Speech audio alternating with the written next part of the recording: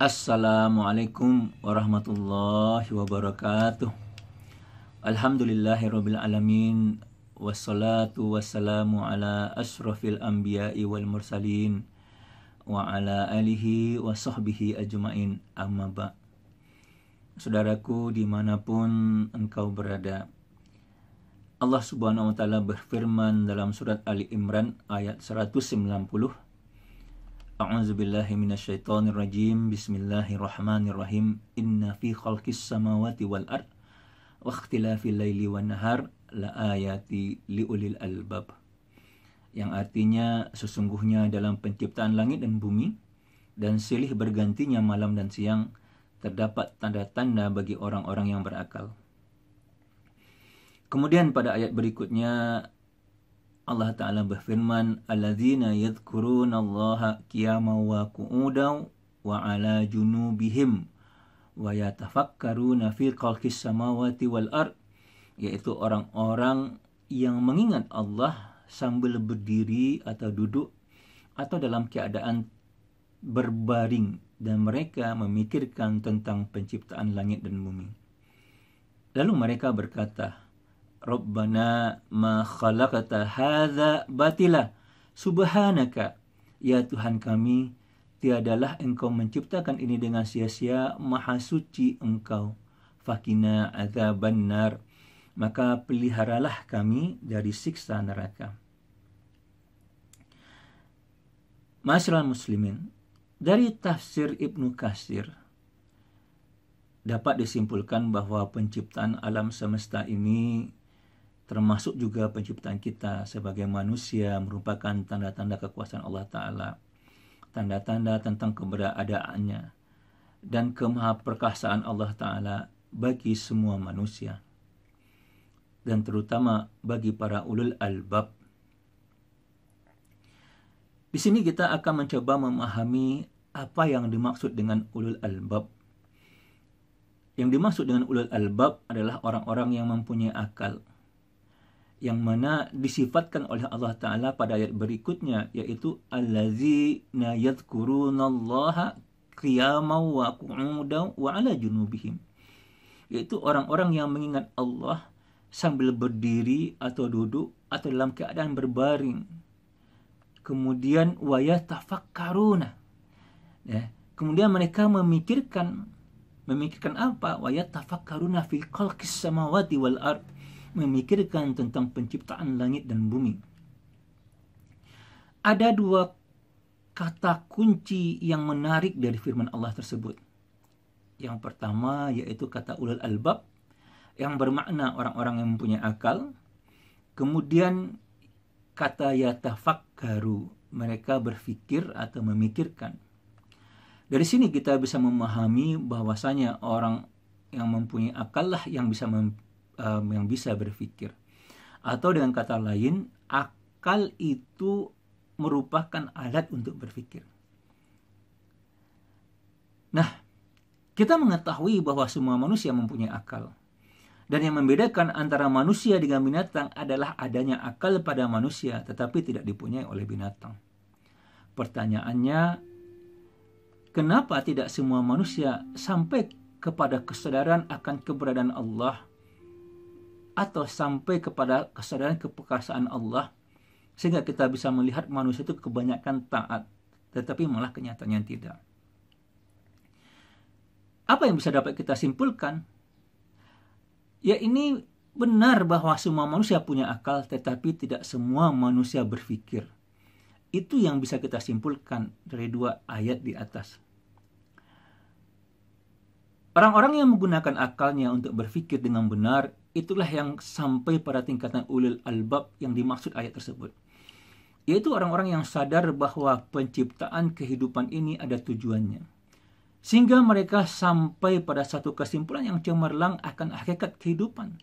Sebagaimana yang mereka katakan, Rabbana ma khalaqta hadza batila subhanaka fakina azabannar. Ya Tuhan kami, tiadalah engkau menciptakan ini dengan sia-sia, maha suci engkau, maka peliharalah kami dari siksa neraka. Tetapi orang-orang yang tidak menggunakan akalnya untuk berpikir, itulah yang tidak sampai kepada kesadaran akan keberadaan dan kekuasaan Allah Ta'ala. Mereka menjadi orang-orang yang sombong, yang engkar, yang suka kepada keburukan. Mereka itulah orang-orang yang akan dilemparkan oleh Allah Ta'ala ke dalam neraka Jahannam, sebagaimana yang difirmankan oleh Allah Ta'ala dalam surat Al-A'raf ayat 179. A'udzubillahi minasyaitonirrajim. Bismillahirrahmanirrahim. Wa laqad zara'na li jahannam katsiran minal jinni wal ins. Dan sesungguhnya kami jadikan untuk neraka Jahannam itu kebanyakan dari jin dan manusia. Kenapa?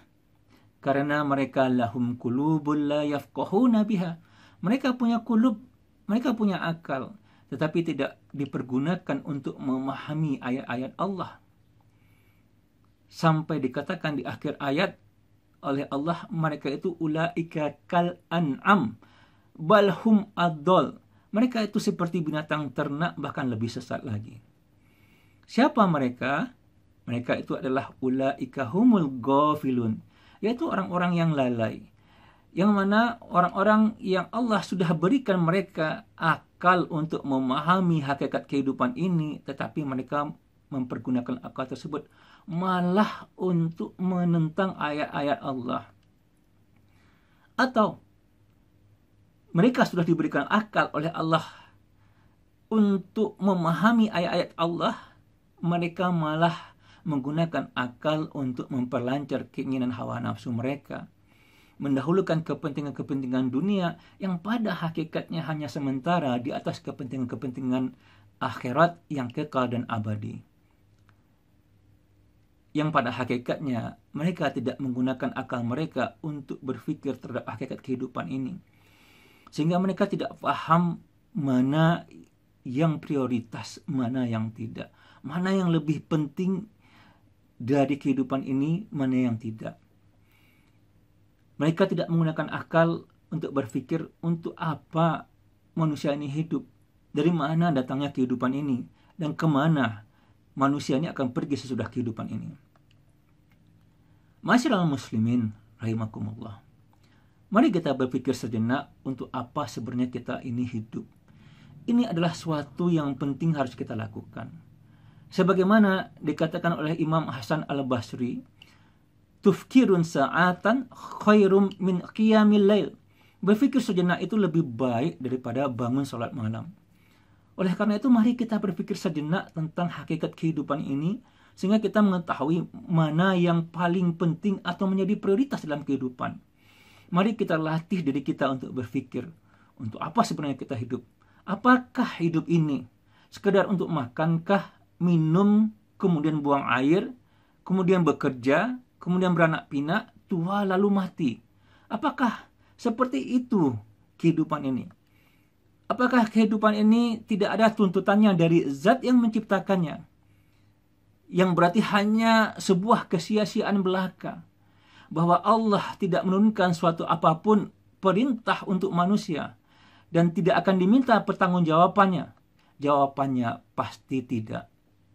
Karena kalau kita berpikir dengan cermat, berpikir sebagaimana berpikirnya para ulul albab, akan sampai pada kesimpulan, ma khalaqta hadza batila. Tidaklah semua ini yang diciptakan Allah tanpa tujuan. Mari kita latih berpikir sebelum kita beramal. Apakah amal ini sudah sesuai dengan syariat Islam atau belum? Ataukah amal yang akan kita kerjakan ini Allah akan reda atau tidak? Mari kita latih, saudara-saudaraku. Marilah kita menjadi orang yang taat kepada Allah Ta'ala. Jangan kita menjadi orang yang menyesal ketika nanti dilemparkan oleh Allah Ta'ala ke dalam neraka sa'ir, sebagaimana firman-Nya dalam surat Al-Mulk ayat 10. Qalu law kanu nasma'u aw na'kilu. Dan mereka berkata, andaikan kami mendengarkan, aw na'kilu, atau kami menggunakan akal kami untuk berfikir tentang hakikat kehidupan, ma kunna fi ashabis sa'ir, maka niscaya kami tidaklah akan dimasukkan atau tidak termasuk penghuni-penghuni neraka yang menyala-nyala. fa'tabiru ya ulil albab la'allakum tuflihun. Wassalamualaikum warahmatullahi wabarakatuh.